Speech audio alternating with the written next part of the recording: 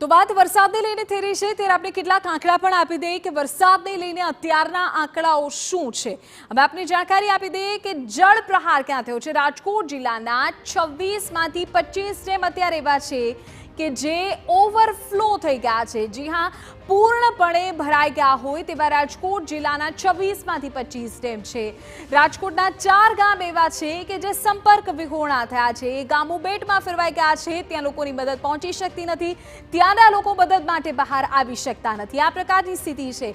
રાજકોટમાં ભારે વરસાદની સ્થિતિની વચ્ચે 21 શેલ્ટર હોમ છે કે જ્યાં અત્યારે જે લોકોનું રેસ્ક્યુ કરાયું છે અથવા તો જે નીચાણવાળા વિસ્તારમાં હતા, જેઓએ પહેલેથી સ્થળાંતર કર્યું હતું, એ તમામને આશરો અત્યારે આપવામાં આવ્યો છે।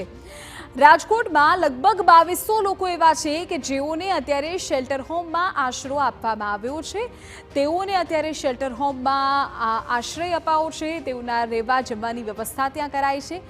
એસટી બસના કુલ 837 રૂટ અત્યારે બંધ છે। અત્યારની આ સ્થિતિમાં બિનજરૂરી બહાર નીકળવાનું ટાળવું જ આપણા માટે હિતાવહ રહેશે। સ્ટેટ હાઈવે સહિત 939 રસ્તાઓ એવા છે કે જે બંધ છે। ક્યાંક પાણી ભરાયું છે, ક્યાંક રસ્તા ખરાબ છે, તો તેના કારણે આ રસ્તાઓને બંધ કરવાની ફરજ પડી છે। તો આ માહિતી મળી રહી છે। આ તરફ વડોદરા જામનગર શહેરમાં આંશિક અંધારપટ છે।